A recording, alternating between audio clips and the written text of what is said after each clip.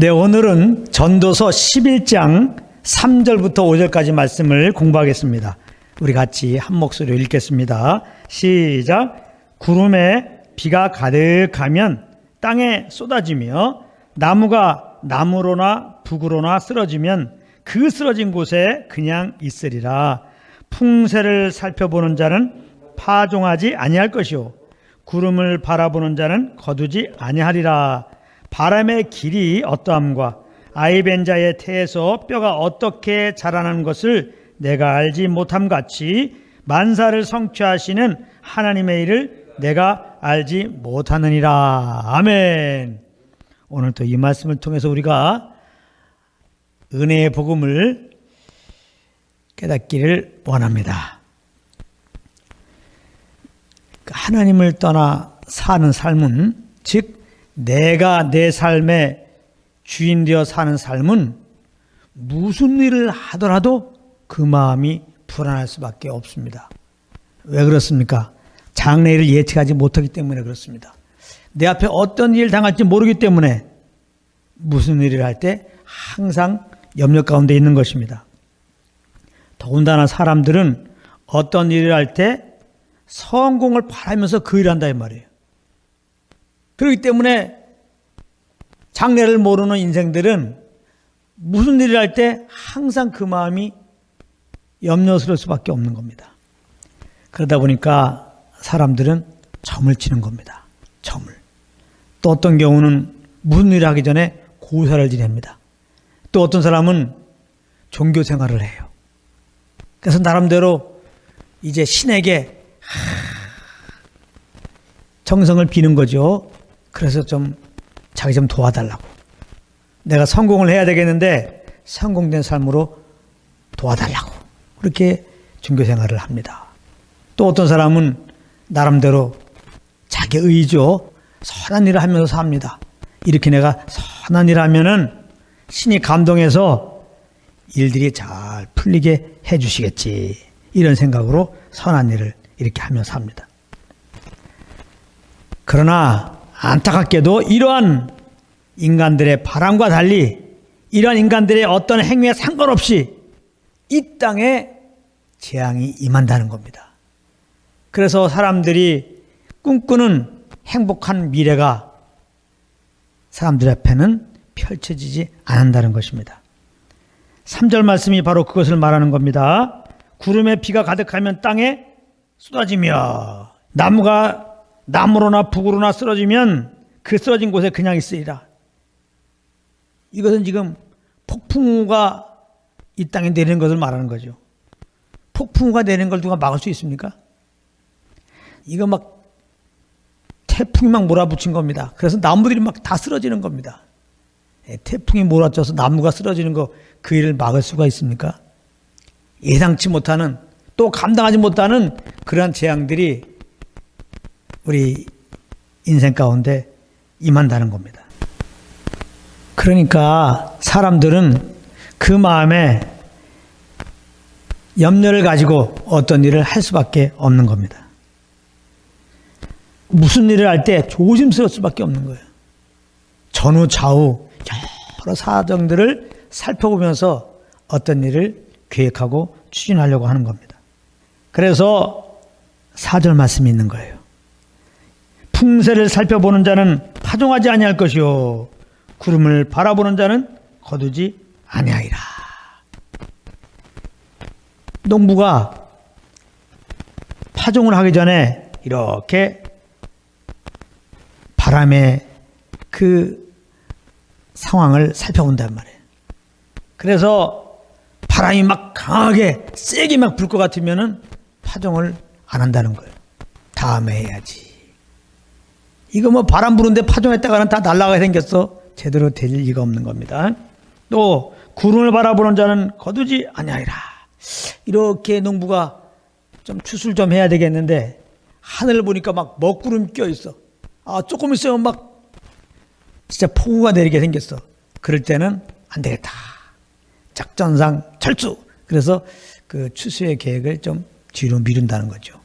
이렇게 사람들은 참 될 수 있으면 자기가 하는 일에 성공을 바라보면서 장래를 모르기 때문에 어떤 일이 벌어질지 모르기 때문에 조심스럽게 여러 가지를 살펴보면서 그렇게 일들을 계획하고 추진한다 이 말입니다. 사람들은 하나님 떠나 사는 사람들은 연약한 가운데 있는 사람들은 미래를 예측하지 못하는 사람들은 이렇게 살고 있어요. 그러니까 4절 말씀은 지금 사람들이 지금 사는 모습을 말한 겁니다. 이거는 아이고 그냥 이것저것 따이다가 아무것도 못하니까 그냥 어떤 일을 할 때 다 하나님께 맡기고 하고자 하는 일들을 그냥 담대히 행하라. 이런 의미로 주신 게 아니라는 겁니다. 그냥 연약한 인생들, 그런 인생들이 지금 살아가는 모습을 표현한 거예요. 매사가 조심스럽습니다. 지금 그거를 말한 것입니다. 자, 그런데 내 살 이렇게 조심스럽게 전후좌우 살피면서 나름대로 지혜를 발휘해가지고 어떤 일을 이렇게 계획하고 추진해가면 그 원하는 성공을 이룰 수 있습니까? 밝은 미래가 보장됩니까? 안 그렇죠. 아무리 사람의 지혜를 발휘하고 또 능력을 발휘해서 이렇게 어떤 일을 추진하더라도 우리가 감당하지 못하는 그런 일들이 벌어지는 거예요. 그런 상황이 벌어지는 겁니다. 재앙들이 임하는 겁니다. 그래서 결국 인생들이 자기가 계획한 바를 성취를 못하는 거예요. 결국은 그 뜻대로 되지 않는 겁니다. 그러면은 정말 조심스럽게 밝은 미래를 꿈꾸며 그렇게 일을 추진하는 사람들은 정말 그 충격이 더 큰 거죠. 그러면서 이제 날씨 탓하는 거죠. 날씨 탓. 재앙 탓을 하는 겁니다. 이런 환경 탓을 하는 겁니다. 아주 마음에 아주 짜증이 많이 나게 되는 거죠. 그러면서 이제 또 신세도 한탄하고요. 지금 인생들이 그렇게 살고 있는 거예요. 다 남 탓하잖아. 내가 잘못된 거는 내 꿈이 좀 이루어지지 않는 것은 다 너 때문이라는 거예요. 조상 탓합니다.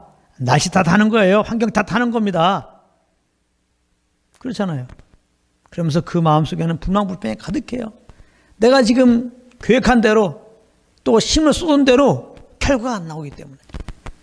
그런데 5절 말씀 보게 되면 인생들아 너의 뜻대로 일들이 이루어지지 않았다고, 너의 계획이 망쳤다고, 그래 너희들이 추구하는 일들이 실패했다고 너무 낭망하지 마라. 너무 짜증내지 마라. 남 탓하지 말라 하는 의미로 5절 말씀을 주신 것입니다. 5절에 보면은 바람의 길이 어떠함과 아이벤 자의 태에서 뼈가 어떻게 자라는 것을 내가 알지 못한 같이 만사를 성취하시는 하나님의 일을 내가 알지 못하느니라 이렇게 말씀했어요. 그렇죠. 우리가 바람이 어떻게 부는지 압니까? 또 태아가 자라는 걸 우리가 압니까? 전혀 모르죠. 이렇게 바람이 어떻게 부는지 모르고 태아가 어떻게 자라는지 모르는 것처럼 우리 인생들은 만사를 성취하시는 하나님의 일을 모른다는 겁니다. 하나님은 만사를 성취하시는 분이십니다. 이 말은 만사를 통치하시는 그런 분이라는 겁니다. 이 말은 만사 안에 사람들이 지금 짜증나는 그런 상황도 들어가 있는 겁니다. 다시 말하면 사람들이 지금 어떤 일로 말미암아 짜증나요. 내 뜻대로 이루어지지 않아서 짜증나요. 지금 이런 상황에 대해서 짜증내요. 알고 보면 이런 상황도 하나님이 다 허락하신 것이라는 거예요. 다 하나님의 어떤 뜻이 있어서 이런 짜증나는 상황을 허락했다는 겁니다. 근데 사람들은 자기중심적이잖아요. 내가 좀 성공했으면, 내가 좀 잘 됐으면, 이런 마음을 가지고 어떤 일을 했는데 이것이 상따라 안 됐을 때 당연히 짜증나죠. 당연히 입이 나옵니다. 남 탓하고요. 그 인간의 연약함이죠. 그런 인생들에게 하나님이 5절 말씀을 주시는 거예요. 너무 지금 너의 지금 그 어려워진 상황을 바라보면서 짜증내지 마라. 낙심도 하지 말라. 이런 것들 하나님께서 다 허락하신 것이다. 다 뜻이 있어서 지금 그렇게 하신 것이다. 그러는 거예요. 단지 너희들이 지금 무지해가지고 왜 이런 상황을 허락했는지 지금 몰라서 그런 것이다. 하면서 오늘 이 말씀을 통해서 인생들에게 복음을 들려주는 거예요. 여기 보면 하나님은 만사를 성취하시는 하나님의 일 그랬어요. 하나님은 지금 이 땅 가운데 일을 하신다 이 말이에요. 일. 하나님이 지금 일하고 계신다. 너희들이 지금 하나님이 하시는 일을 지금 모른다. 그러면서 하나님이 하시는 일을 지금 들려주기 원하는 겁니다. 하나님이 어떤 일을 하십니까? 이 세상을 바라보며 하나님을 떠난 인생들을 바라보며 자기가 자기 삶의 주인 되어 사는 인생들을 바라보며 하나님이 하시는 일은 딱 한 가지입니다. 회개하고 예수 믿고 영생 얻기를 원하는 겁니다. 아담과 하와가 죄를 범했을 때 이 에덴 동산을 추방하면서 정말 이 저주받은 땅과 함께 살도록 하신 것입니다. 이것은 언뜻 보면은 그 죄에 대한 형벌같이 느껴져요. 근데 알고 보면은 그렇지 않습니다. 비록 하나님께 죄를 범했어도 그 인생들을 너무나 사랑하신 그 하나님의 배려인 겁니다. 하나님을 떠난 인생들이 하나님마다 잘 돼봐요. 하나님을 떠난 인생들이 계획한 대로 일이 잘 풀려봐요. 하나님을 떠난 것이 죄인데 죄 가운데 있는데 일들이 잘 풀려봐요. 그러면 하나님을 찾을 일이 있습니까? 없죠. 그냥 좋은 게 좋은 거다 하고 살다가 그 죄로 말미암아 한번 죽고 그 다음에 죄인들에서 하나님의 심판을 받고 그 다음에 영원한 불구덩이에 가는 겁니다. 하나님이 인생들을 만드신 것은 결과적으로 영원한 불구덩이에 넣으려고 만든 게 아니에요. 자기 아들들 되기 위해서 만든 겁니다. 그래서 아버지 아들의 그 교제 가운데 두시려고 하나님이 인생들을 만든 거예요. 그렇기 때문에 하나님의 형상으로 사람들을 창조했을 때 원수 마귀가 사람들 속여서 죄를 범하게 한 것이 하나님의 그 창조 계획을 망친 게 아닙니다. 하나님은 창세전부터 그리스도 안에서 사람들을 구원하시고 자녀 삼아주시고 아버지와 아들의 그 교제 가운데 있기 원했던 거예요. 이런 하나님의 오히려 창조 계획을 원수 마귀가 온전히 이루는데 도구가 된 것이죠. 죄를 범하게 되므로 하나님이 우리를 사랑하사 그 아들을 보내신 것이고 그 죄를 알지 못하시는 그 아들이 우리 죄를 대신 짊어지고 십자가에서 피 흘려 죽으시고 4일 만에 부활하심으로 말미암아 아담 안에서 사망하는 인생들이 그 예수 이름으로 이제 영생을 얻어갖고 하나님의 자녀가 되는 길이 열린 것이니까요. 할렐루야. 그래서 하나님은 이 세상 가운데 이렇게 사람들이 편히 지내지 않도록 그렇게 지금 만사를 간섭하고 있는 겁니다. 때로는 이렇게 재앙을 허락하시는 거예요. 인생들이 계획한 일들이 때로는 실패하게 하시는 겁니다. 뜻대로 안 풀리게 하는 겁니다. 그것이 사실은 재앙이 아닌 겁니다. 그러니까 인생들이 뜻따라 안 된 것이 실패가 아닌 겁니다. 하나님이 인생들을 싫어해가지고 미워해가지고 실패된 상황으로 재앙을 받게 한 게 아니에요. 하나님이 인생들을 너무나 사랑하셔갖고 그런 겁니다. 이 땅을 살아가면서 이렇게 재앙을 만나고 어려움들을 만나고 하나님마다 망치고 이런 일을 당해가지고 여기에서 정말 나의 능력과 지혜의 한계를 깨닫고 정말 하나님께 엎드려가지고 긍휼히 여기소서. 정말 난 이렇게 연약한 존재입니다. 나는 죄덩어리입니다. 나를 이 죄에서 이 연약함에서 새롭게 하실 분은 오직 하나님이십니다.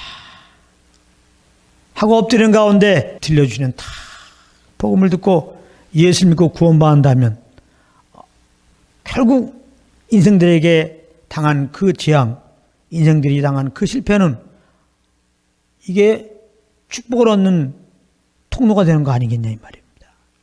그러니까 혹시 오늘 이 말씀을 듣는 분들 중에 참 내 계획 따라 일이 되지 않아 갖고 낙심한 분 있습니까? 또 여러 가지 환경적인 요인으로 말미암아 내가 꿈꾸던 그런 미래가 망쳐가지고 절망 가운데 있는 분이 있습니까? 오늘 이 말씀을 잘 들으세요.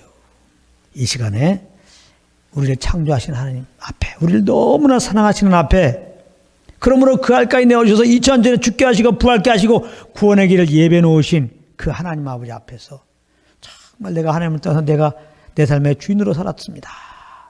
이것을 정말 이 시간에 하나님 앞에 정직하게 인정하고 이제는 회개해서 내 마음을 돌이켜서 이제는 십자가에 죽으시고 부활하신 예수님을 내 마음의 구주로 영접하시기 바랍니다.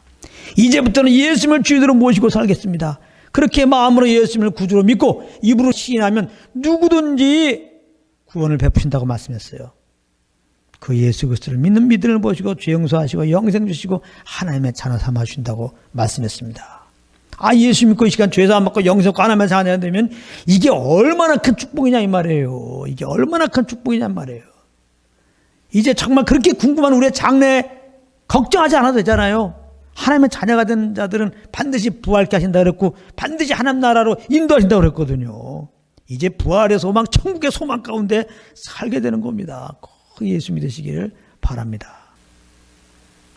그런가 하면은 믿는 자들 가운데도 그 예수 믿으면 일들이 잘 풀면 좋겠는데 안 그래요.